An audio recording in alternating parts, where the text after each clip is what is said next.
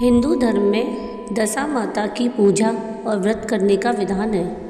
माना जाता है कि जब मनुष्य की दशा ठीक होती है तब उसके सभी कार्य अनुकूल होते हैं, किंतु जब यह प्रतिकूल होती है तब मनुष्य को बहुत परेशानी होती है।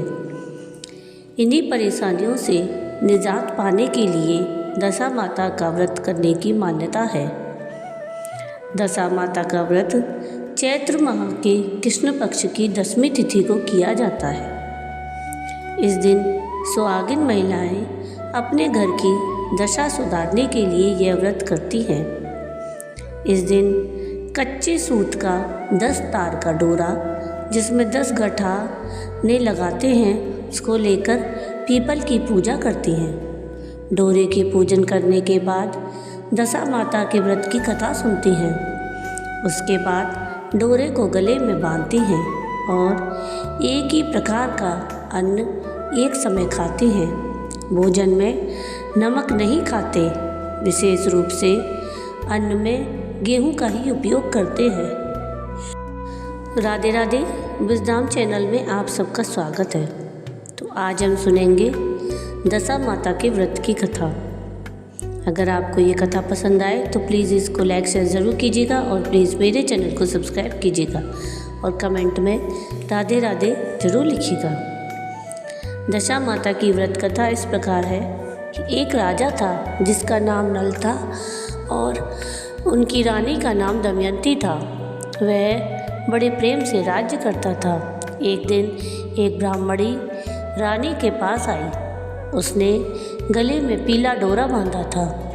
तो रानी ने डोरा देखकर उससे डोरे के बारे में पूछा तो वह बोली कि यह डोरा दशा माता का है, जिसके पहनने से सुख संपत्ति और अन्न धन घर में आता है।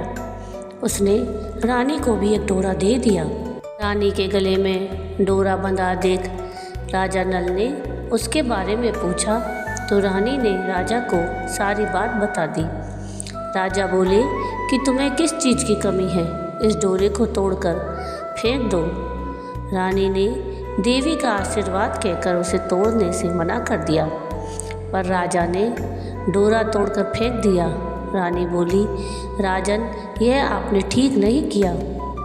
इसके बाद उस रात राजा के स्वप्न में 2 स्त्रियां आईं। उन दोनों में से एक स्त्री बोली कि राजा, मैं यहाँ से जा रही हूँ। दूसरी स्त्री बोली, राजा, मैं तेरे घर आ रही हूँ। राजा को लगातार यह सपना 10 से 12 दिनों तक आया। रोजाना ऐसा सपना आने से राजा उदास रहने लगा। रानी ने उदासी का कारण पूछा तो राजा ने स्वप्न की बात बता दी। रानी ने राजा से उन दोनों स्त्रियों का नाम पूछने को कहा।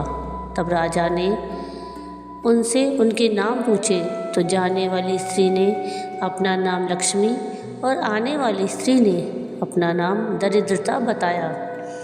लक्ष्मी के जाते ही सब सोना चांदी मिट्टी हो गया। रानी सहायता के लिए अपनी सखियों के पास गई, लेकिन रानी का बुरा हाल देखकर कोई भी उनसे नहीं बोला। दुखी मन से राजा रानी 5 बरस के अपने राजकुमार के साथ जंगल में कंदमूल खाकर अपने दिन बिताने लगे। चलते चलते राजकुमार को भूख लगी तो रानी ने कहा कि यहाँ पास ही एक मालन रहती है जो मुझे फूलों की माला देकर जाती थी, उससे थोड़ा छाछ दही मांग लाओ। राजा मालन के घर गया। वह दही बिलो रही थी तो राजा के मांगने पर उसने कहा कि हमारे पास तो छाछ दही कुछ भी नहीं है। राजा खाली हाथ लौट आया। आगे चलने पर एक सांप ने कुंवर को डस लिया और राजकुंवर की मृत्यु हो गई। विलाप करती रानी को राजा ने धैर्य बंधाया। इसके बाद वह दोनों आगे चले। अब राजा 2 तीतर मार कर लाया। बुने हुए तीतर भी उड़ गए। उधर राजा स्नान कर धोती सुखा रहा था कि धोती भी उड़ गई। रानी ने अपनी धोती फाड़ कर राजा को दी। वे भूखे प्यासे ही आगे चल दिए। कुछ आगे चलकर राजा के दोस्त का घर आया। वहाँ जाकर उसने मित्र को अपने आने की सूचना दी। मित्र ने दोनों को एक कमरे में ठहरवाया। वहाँ मित्र ने लोहे के औजार आदि रखे हुए थे। दैव योग से वे सारे औजार धरती में समा गए। चोरी का दोष लगने के कारण वे दोनों रातों रात वहाँ से भाग गए। आगे चलकर राजा की बहन का घर आया। बहन ने अपने एक पुराने महल में राजा और रानी की रहने की व्यवस्था की। सोने के थाल में उन्हें भोजन भेजा, पर वह थाली मिट्टी में बदल गई। राजा बड़ा लज्जित हुआ। थाल को वहीं गाड़ कर दोनों फिर आगे चल पड़े। आगे चलकर एक साहूकार का घर आया। वह साहूकार राजा के राज्य में व्यापार करने के लिए जाता था। साहूकार ने भी राजा को ठहरने के लिए पुरानी हवेली में सारी व्यवस्था कर दी। पुरानी हवेली में साहूकार की लड़की का हीरों का एक हार लटका हुआ था। पास ही दीवार पर एक मोर भी अंकित था। देखते ही देखते वह हीरों का हार निगलने लगा। यह देखकर राजा रानी वहाँ से भी चल दिए कि हार की चोरी का इल्ज़ाम उन पर लगेगा। इस पर रानी बोलती है कि किसी के घर जाने के बजाय जंगल में लकड़ी काट कर बेच कर ही हम अपना पेट भर लेंगे।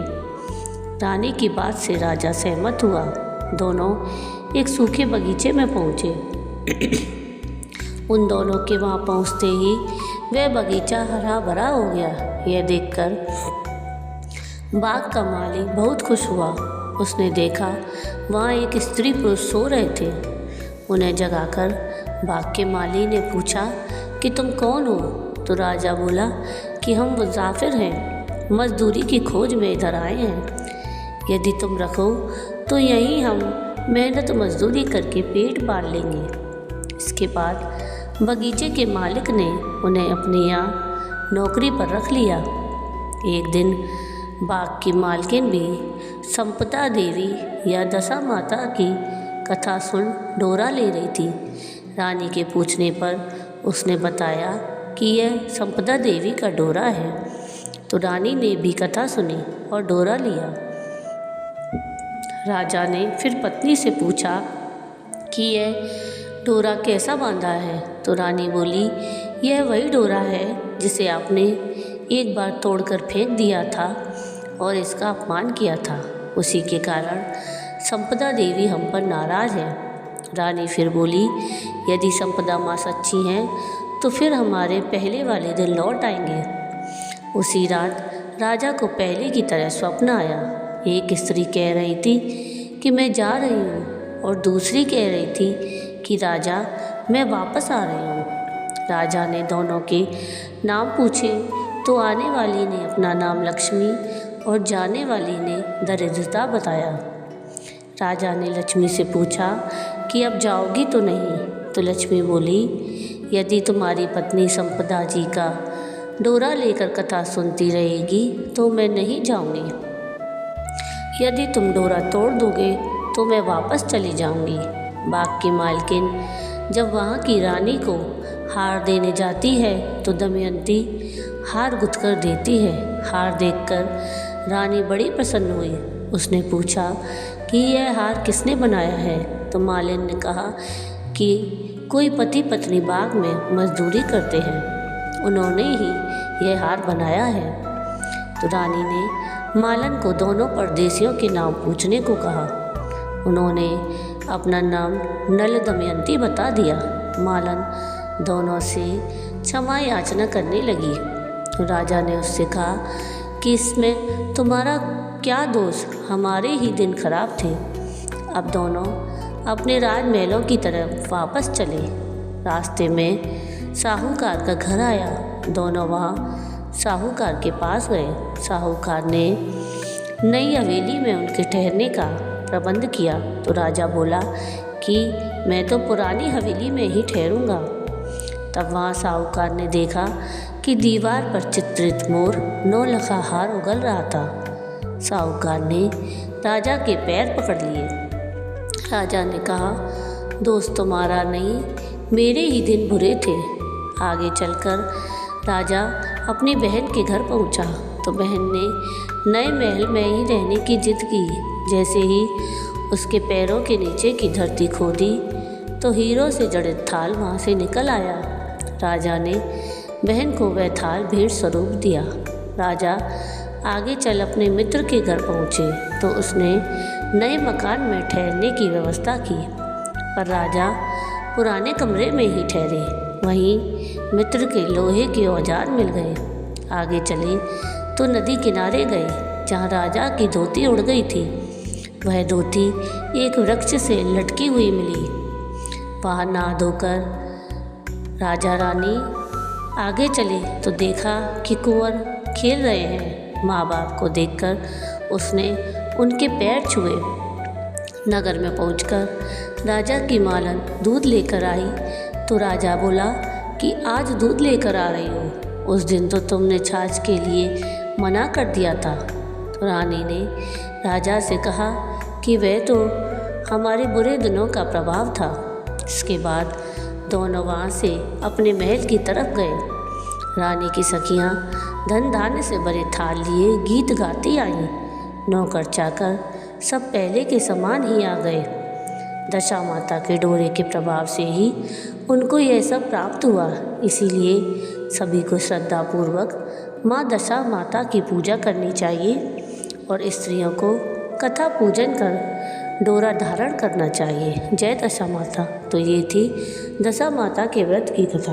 आपको ये कथा कैसी लगी मुझे कमेंट करके ज़रूर बताइएगा, और अगर आपको ये कथा पसंद आई हो तो प्लीज़ इसको लाइक शेयर ज़रूर कीजिएगा और प्लीज़ मेरे चैनल को सब्सक्राइब कीजिएगा और कमेंट में राधे राधे ज़रूर लिखिएगा।